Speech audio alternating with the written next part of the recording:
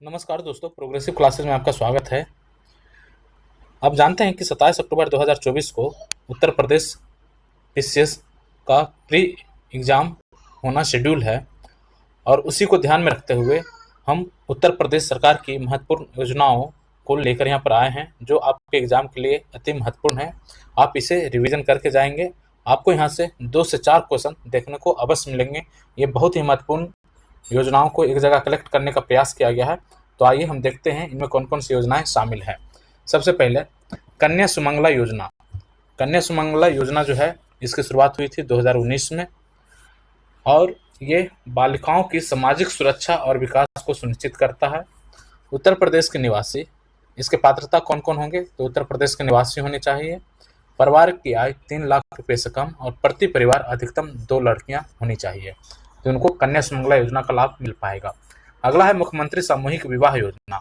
मुख्यमंत्री सामूहिक विवाह योजना जो है, ये 2017 में शुरू हुआ था और इसका उद्देश्य है आर्थिक रूप से कमजोर वर्ग के जोड़ों को शादी के लिए वित्तीय सहायता प्रदान करना। इसके पात्रता कौन है? तो उत्तर प्रदेश सरकार के नागरिक, वार्षिक आय 2 लाख रुपये से कम, दुल्हन के लिए न्यूनतम 18 वर्ष और दूल्हे के लिए 21 वर्ष की आयु होनी चाहिए।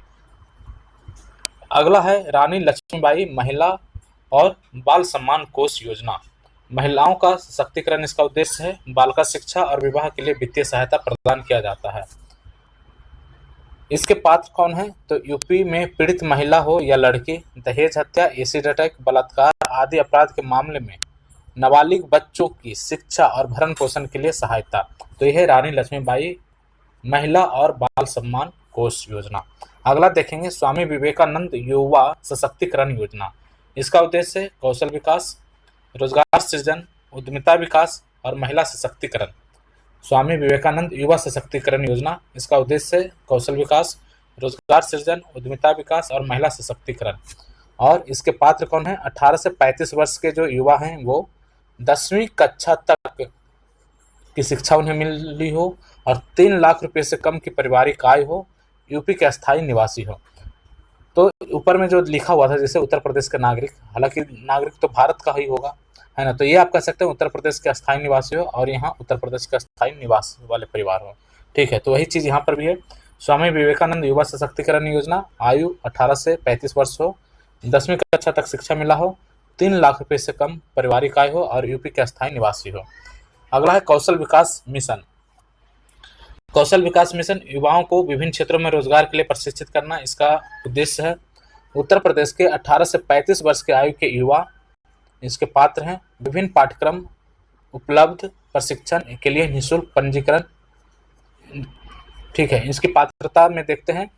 कौशल विकास मिशन के पात्रता में उत्तर प्रदेश के 18 से 35 वर्ष के आयु के युवा, विभिन्न पाठ्यक्रम उपलब्ध, प्रशिक्षण के लिए निःशुल्क पंजीकरण। अगला है वृद्धावस्था किसान पेंशन योजना। तो 60 वर्ष या उससे अधिक आयु के लोगों को पेंशन प्रदान करना इसका उद्देश्य है। वृद्धावस्था किसान पेंशन योजना, इसका उद्देश्य क्या है? तो 60 वर्ष से अधिक आयु के लोगों को पेंशन प्रदान करना। और इसके पात्र कौन है? तो आय मानदंड वाले 60 वर्ष या उससे अधिक आयु के लोग और यूपी के अस्थायी निवासी। ठीक है, अगला देखते हैं शादी अनुदान योजना, मैरिज ग्रांट स्कीम। इसका उद्देश्य है आर्थिक रूप से पिछड़े वर्ग की शादी के लिए आर्थिक मदद करना। और इसके पात्र कौन है? तो यूपी के निवासी हो, SC ST, अन्य पिछड़ा वर्ग, अल्पसंख्यक, सामान्य BPL परिवार के लिए लागू निर्दिष्ट सीमा से नीचे वार्षिक पारिवारिक आय वाला। तो सर ये हो गया शादी अनुदान योजना, जो है यूपी का निवासी हो और SC ST, अन्य पिछड़ा वर्ग, अल्पसंख्यक और समान BPL परिवार के लिए लागू निर्दिष्ट सीमा से जो नीचे वार्षिक पारिवारिक आय वाला है वो इसके पात्र होंगे। फिर है विधवा पेंशन योजना, विधवाओं को पेंशन प्रदान करता है ये। और इसका पात्र कौन होंगे? तो 18 वर्ष या उससे अधिक आयु की विधवाएं किसी अन्य कल्याणकारी योजना में शामिल होने तक अन्य पेंशन योजनाओं में लाभान्वित होने पर पात्र नहीं होगी। तो यह है कि विधवा पेंशन योजना जो है 18 वर्ष से अधिक आयु की विधवाएं जो होंगी, जो किसी अन्य कल्याणकारी योजना में शामिल नहीं है, उनको इसका लाभ मिलेगा। और यदि अन्य पेंशन योजनाओं में लाभान्वित होती हैं तो ये इसके पात्र नहीं होंगे। अगला है मुख्यमंत्री जन आरोग्य योजना। जन आरोग्य योजना, इसका उद्देश्य क्या है? यूपी में मध्यम वर्ग और आर्थिक रूप से कमजोर परिवारों के लिए स्वास्थ्य बीमा। और इसकी शुरुआत हुई थी 2019 में। इसके पात्र कौन होंगे? तो यूपी के मूल नागरिक, आर्थिक अर्थात यूपी के अस्थायी निवासी आर्थिक रूप से कमजोर श्रेणी के परिवार लाभार्थी परिवारों के लिए प्रति वर्ष 5 लाख रुपए का बीमा इसमें कराया जाएगा। तो मुख्यमंत्री जन आरोग्य योजना के तहत परिवारों के लिए प्रति वर्ष 5 लाख रुपए का बीमा। मुख्यमंत्री दुर्घटना बीमा योजना, इसका उद्देश्य है आकस्मिक मृत्यु विकलांगता के मामले में किसानों के लिए मुआवजा। इसकी शुरुआत हुई थी सितंबर 2019 में और इसके पात्र कौन होंगे? तो 18 से 70 वर्ष की आयु के किसान, यूपी के अस्थायी निवासी, लाभार्थियों में परिवार के सदस्य शामिल हैं। अब 5 लाख रुपए तक की सहायता राशि दी जाएगी। मुख्यमंत्री दुर्घटना बीमा योजना में कितना सहायता दिया जाएगा? 5 लाख तक के सहायता राशि दी जाएगी। फिर है अगला बाल श्रमिक विद्या योजना। तो इसका उद्देश्य है गरीब बच्चों को आर्थिक सहायता प्रदान करना और शिक्षा को बढ़ावा देना। बाल श्रमिक विद्या योजना की शुरुआत हुई थी 2020 में और इसके पात्र कौन होंगे? तो 8 से 18 आयु वर्ग के बच्चे, यूपी के अस्थायी निवासी और 1000 से 1200 रुपये प्रति माह और 6000 रुपये प्रति वर्ष की वित्तीय सहायता प्रदान की जाएगी। तो बाल श्रमिक विद्या योजना के तहत 6000 रुपये प्रति वर्ष जो है वो वित्तीय सहायता प्रदान की जाएगी और 1000 से 1200 रुपये प्रति माह तथा 6000 रुपये प्रति वर्ष वित्तीय सहायता प्रदान की जाएगी। ठीक है, अगला देखते हैं प्रधानमंत्री सहज बिजली हर घर योजना। ये सौभाग्य योजना है। इसका उद्देश्य है देश के सार्वभौमिक घरेलू विद्युतीकरण का लक्ष्य। इसकी शुरुआत हुई थी 2017 में और इसके पात्र कौन होंगे? तो सार्वभौमिक घरेलू विद्युतीकरण SECC 2011 डाटा का उपयोग करके लाभार्थियों की पहचान की गई है।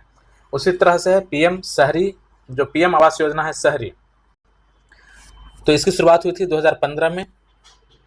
इसके जो उद्देश्य हैं वो हैं शहरी क्षेत्रों में पात्र लाभार्थियों को 12 मासी पक्के मकान उपलब्ध कराने का प्रमुख कार्यक्रम है। EWS, LIG और MIG श्रेणियों के लिए आवास की कमी को दूर करना और इसका जो पात्र हैं वो होंगे वार्षिक घरेलू आय के आधार पर। EWS 3 लाख रुपए तक, LIG फ्लैट मिलेगा उनको 3 से 6 लाख रुपये और MIG 6 से 12 लाख रुपये, MIG2 12 से 18 लाख रुपये। पारिवारिक स्थिति, घर का स्वामित्व, आयु और वैवाहिक स्थिति मानदंड आदि लागू होंगे। तो ये हो गया PM आवास योजना शहरी, जिसकी शुरुआत हुई थी 2015 में। अगला देखते हैं PMAYG ग्रामीण। तो ये हो गया PM आवास योजना ग्रामीण, वो था शहरी और यह है ग्रामीण। इसकी शुरुआत 2016 में हुआ था ग्रामीण विकास मंत्रालय के तहत। इसका उद्देश्य है ग्रामीण क्षेत्रों में आवासहीन परिवारों और कच्चे और जीर्ण घरों में रहने वाले को बुनियादी सुविधाओं के साथ पक्के घर देना। और इसका पात्र कौन होंगे? लाभार्थियों में मुक्त कराए गए बंधुआ मजदूर, बिना घर वाले या कच्चे घरों में रहने वाले परिवार, साक्षर वयस्क के बिना परिवार और बहुत कुछ शामिल है। विभिन्न आय और जनसांख्यिकीय मानदंड इस पे लागू होंगे। अगला है श्यामा प्रसाद मुखर्जी रर्बन मिशन। तो इसकी शुरुआत हुई थी 2016 में ग्रामीण विकास मंत्रालय के तहत। इसका उद्देश्य है स्थानीय आर्थिक विकास को प्रोत्साहित करना, बुनियादी सेवाओं को बढ़ाना और अच्छी तरह से नियोजित रूरबन क्लस्टर बनाना। इसके पात्र कौन होंगे? तो राज्य सरकार द्वारा चिन्हित समूह, 2 प्रकार के गैर आदिवासी और आदिवासी, समानता, समावेशिता और शहरी ग्राम विकास पर ध्यान केंद्रित करें, अभिसरण और क्रिटिकल गैप फंड के माध्यम से वित्त पोषण। तो ये श्यामा प्रसाद मुखर्जी रर्बन मिशन। फिर है राष्ट्रीय कृषि विकास योजना। तो राष्ट्रीय कृषि विकास योजना भारत सरकार की योजना है और इसका उद्देश्य है खेती को आर्थिक गतिविधि के मुख्य स्रोत के रूप में विकसित करना, किसान जोखिम को कम करना, कौशल विकास के माध्यम से युवाओं को सशक्त बनाना। घटकों में एग्रीप्रेन्योरशिप, ओरिएंटेशन और फंडिंग, सीड स्टेज फंडिंग और आइडिया या प्री सीड स्टेज फंडिंग शामिल है। इसका जो पात्र होंगे वो कौशल विकास, नवाचार, कृषि व्यवसाय मॉडल और लक्षित करने वाले विभिन्न घटक, आयु, आय और स्वामित्व जैसे कारकों के आधार पर विभिन्न घटकों के लिए पात्रता मानदंड। अगला देखते हैं पंडित दीनदयाल उपाध्याय किसान समृद्धि योजना। इसका ये उत्तर प्रदेश कैबिनेट द्वारा लाई गई योजना है और इसका उद्देश्य है बंजर और जल भराव वाली भूमि के सुधार और उपचार के लिए योजना। 5 साल के विस्तार की मंजूरी मिली है। इसके पात्र होंगे खड और बंजर भूमि सुधार के लिए 2,19,250 हेक्टेयर का लक्ष्य, अवधि 5 साल के लिए बढ़ाई गई है। चयनित परियोजनाओं के लिए वित्तीय सहायता और किसान के लिए पात्रता मानदंड निर्दिष्ट हैं। ठीक है, अगला देखते हैं उत्तर प्रदेश गौपालक योजना। इसकी शुरुआत हुई थी 2017 में। इसका उद्देश्य दूध उत्पादन में प्रवेश करने में रुचि रखने वाले बेरोजगार व्यक्तियों को वित्तीय सहायता प्रदान करना, काऊ बुआई के लिए 2 लाख रुपए तक का ऋण। उत्तर प्रदेश गोपालक योजना के तहत 2 लाख रुपए का ऋण मिलता है। पात्र मानदंड में निवास, वित्तीय आवश्यकता और पशु स्वामित्व ये सब शामिल है। अगला देखते हैं उत्तर प्रदेश मुख्यमंत्री किसान और सर्वहित बीमा योजना। ये भी उत्तर प्रदेश सरकार की योजना है और इसका उद्देश्य है किसान की आय को दोगुना करना। उत्तर प्रदेश मुख्यमंत्री किसान और सर्वहित बीमा योजना, तो इसका उद्देश्य क्या है? किसान की आय को दोगुना करना, मृत किसानों के परिवार के लिए वित्तीय सहायता प्रदान करना, बुनियादी ढांचे में सुधार, आधुनिकीकरण और जैविक खेती को बढ़ावा देना। इसके जो मानदंड है वो आयु 18 से 70 वर्ष होनी चाहिए, वार्षिक पारिवारिक आय का मानदंड होगा और किसानों के परिवारों के लिए विशिष्ट वित्तीय सहायता प्रदान की जाएगी। ठीक है, अगला देखते हैं उत्तर प्रदेश मत्स्य संपदा योजना 2020। तो इसका उद्देश्य जो मत्स्य पालन में रोजगार को बढ़ावा देना, बीज बैंक स्थापित करना, मछली किसान के आर्थिक उत्थान का समर्थन करना, मछली पालन के विभिन्न पहलुओं के लिए सब्सिडी और अनुदान। और इसके जो पात्र होंगे, मछुआरा होगा, निषाद समुदाय, तालाब पट्टा धारक, विशिष्ट आय मानदंड वाले और लाभ प्राप्त करने के लिए अन्य शर्तों के लिए पात्रता। ये हो गया उत्तर प्रदेश मत्स्य संपदा योजना। अगला देखते हैं एक जिला एक उत्पाद। इसका उद्देश्य क्या है? स्वदेशी और विशेष उत्पादों और शिल्प को प्रोत्साहित करना, स्थानीय विकास, रोजगार में वृद्धि, जीडीपी विकास पर ध्यान केंद्रित करता है, क्लस्टर विकास, प्रौद्योगिकी अनुकूलन और निर्यात के लिए समर्थन सहित विभिन्न उद्देश्य। इसकी शुरुआत कब की गई थी? 2018 में। उत्तर प्रदेश के सभी स्थायी निवासी इसके पात्र होंगे। ई तकनीक के अनुकूल रोजगार सृजन और जीडीपी वृद्धि पर ध्यान केंद्रित करते हैं। योजना के तहत पात्र और लाभ के विशिष्ट शर्तें इसमें लागू है। उसी तरह से मुख्यमंत्री कृषक दुर्घटना कल्याण योजना। इसकी शुरुआत हुई थी 2020 में, कृषक कल्याण योजना 2020 में। और इसका जो उद्देश्य है तो दुर्घटना के मामले में किसानों के लिए वित्तीय सहायता और बीमा कवरेज है। और इसका उद्देश्य है प्रभावित किसानों की आर्थिक स्थिति में सुधार करना। और 18 से 70 वर्ष के जो आयु के व्यक्ति हैं वो इसके पात्र होंगे। उत्तर प्रदेश फिल्म नीति 2023। इसका उद्देश्य है यूपी को एक फिल्म निर्माण केंद्र बनाना, शूटिंग के लिए सब्सिडी, कलाकारों के लिए समर्थन और फिल्म से संबंधित बुनियादी ढांचे के विकास की पेशकश करना। पात्र कौन होंगे? तो फिल्म निर्माण के लिए सब्सिडी, फिल्म प्रशिक्षण, ये सारी चीजें इसमें शामिल है। नई खेल नीति 2023 भी आया है। इसमें शारीरिक फिटनेस प्रशिक्षण, नए संस्थान विकास और ये सब के लिए एकेडमियों को खेल से जोड़ने पर केंद्रित है। यह पीपीपी के माध्यम से बुनियादी ढांचे के विकास के लिए प्रावधान करता है और उत्कृष्टता केंद्रों का निर्माण, स्वास्थ्य बीमा और चोट के उपचार के लिए निधियां, खिलाड़ियों का समर्थन करने और खेलों को बढ़ावा देने के लिए विभिन्न उपाय इसमें शामिल हैं।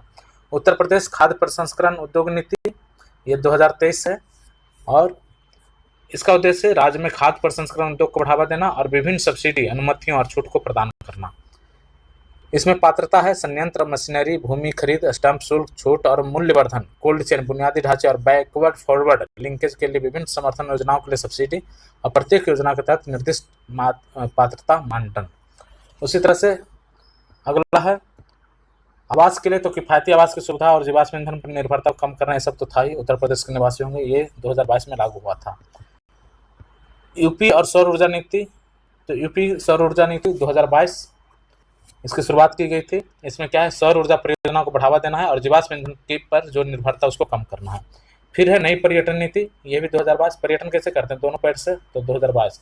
सौर ऊर्जा नीति, पूरब पश्चिम है ना, जब पूरब में उगता है सूरज तब भी हमें सूर्य ऊर्जा प्राप्ति होती है, पश्चिम तक जाता है तो 2 हो गया। तो ये भी 2022 में, इस तरह से याद कर रहे हैं सेट करके, ठीक है। तो सौर ऊर्जा नीति 2022, नई पर्यटन नीति 2022। उत्तर प्रदेश सूचना प्रौद्योगिकी आईटी, ये भी 2 है, तो ये भी 2022 में। तो इसमें विभिन्न सब्सिडी और प्रोत्साहन प्रदान करके आईटी क्षेत्र को बढ़ावा देना हो गया आईटी, ठीक है। यूपी कुक्कुट विकास नीति, कुक्कुट का भी 2 पैर, तो ये भी 2022 में ये लागू किया गया। ब्याज सब्सिडी और शुल्क छूट के माध्यम से मुर्गी पालन का समर्थन करना, ठीक है। निर्यात संवर्धन नीति, निर्यात करेंगे, साइकिल पे चढ़ के हम इस तरह से जा रहे हैं निर्यात करने के लिए। एक तरह से यूपी में जो निर्यात है अभी काफ़ी कम है, तो यहाँ से अभी एक साइकिल पर ही चल रहा है निर्यात, है ना। फिर मोटरसाइकिल आएगा, फिर हम गाड़ी पर लेकर जाएंगे इसको। हालांकि 2022 में शुरू हुआ और इसका उद्देश्य क्या है? तो उत्तर प्रदेश को एक अग्रणी निर्यात केंद्र के रूप में स्थापित करना और निर्यातकों को विभिन्न प्रोत्साहन प्रदान करना। 2022 में लागू किया गया ये। उत्तर प्रदेश में अंतर्राष्ट्रीय व्यापार में लगे निर्यातक और कारोबार इसके पात्रता है। फिर स्टार्टअप नीति भी 2022 में आया। तो स्टार्टअप पॉलिसी में क्या है? विभिन्न प्रोत्साहन और समर्थन उपायों के साथ एक स्टार्टअप परिस्थितिकी तंत्र को बढ़ावा देना। उसी तरह से उत्तर प्रदेश कृषि निर्यात संवर्धन नीति, निर्यात संवर्धन भी 2022 में आया। इसमें प्रसंस्करण इकाइयों के लिए प्रोत्साहन और समर्थन के माध्यम से कृषि निर्यात को बढ़ावा देने का प्रयास किया गया है। अगला देखते हैं डेयरी विकास नीति, ये भी 2022 में। यूपी वस्त्र परिधान नीति, ये भी 2022 में। उत्तर प्रदेश इलेक्ट्रिक वाहन निर्माण नीति, ये भी 2022 में। सौर ऊर्जा उद्यम संवर्धन नीति 2022, एमएसएमई प्रोत्साहन नीति 2022। तो ये सारे जो योजना आप देख रहे हैं, ये सारे 2022 के योजना हैं। नई पर्यटन नीति, आईटी वाला, कुक्कुट निर्यात संवर्धन, UP startup policy, Uttar Pradesh कृषि निर्यात संवर्धन नीति, डेयरी विकास नीति, यूपी वस्त्र और परिधान नीति 2022, उत्तर प्रदेश इलेक्ट्रिक वाहन निर्माण नीति 2022, जैव ऊर्जा उद्यम संवर्धन नीति 2022 और उत्तर प्रदेश एमएसएमई प्रोत्साहन नीति 2022। तो एमएसएमई में क्या होगा, तो एमएसएमई क्षेत्र को बढ़ावा दिया जाएगा। जैव ऊर्जा उद्यम संवर्धन नीति में क्या होगा, तो जैव ऊर्जा जैसे बायोगैस, बायोडीजल, जैव कोयला उत्पादन संयंत्रों की स्थापना को प्रोत्साहित करना। ठीक है। फिर है उत्तर प्रदेश इलेक्ट्रिक वाहन नीति, तो इलेक्ट्रिक वाहन ईवी वाहन के निर्माण को प्रोत्साहित करेगा ये। यूपी वस्त्र और परिधान नीति, तो इसमें सब्सिडी और प्रोत्साहन के माध्यम से परिधान उद्योग को बढ़ावा दिया जाएगा। डेयरी विकास नीति में डेयरी उद्योग को मजबूत करना और प्रसंस्करण में सुधार करना और समग्र क्षमता को में वृद्धि करना। तो इस तरह से हमारा जो उत्तर प्रदेश की जो योजना है उसे हमने यहाँ पे चर्चा कर लिया है। और बस ये एग्जाम के पॉइंट ऑफ व्यू से यहाँ पे बहुत शॉर्ट टाइम में इसे यहाँ पे प्रस्तुत करने का प्रयास किया गया है। यदि हमारे पास टाइम होता तो हम इसका बहुत ही डिटेल में स्टडी करते। ठीक है। तो अभी हमारा मेन फोकस प्री एग्ज़ाम में हम इन जो फैक्ट्स है इसको हम लेकर चले जाएं सही सलामत, ये हमारा मेन उद्देश्य है अभी। ठीक है। तो इसी तरह से हम आगे अन्य किसी टॉपिक पे आपसे मिलते रहेंगे। तब तक के लिए धन्यवाद। जय हिंद।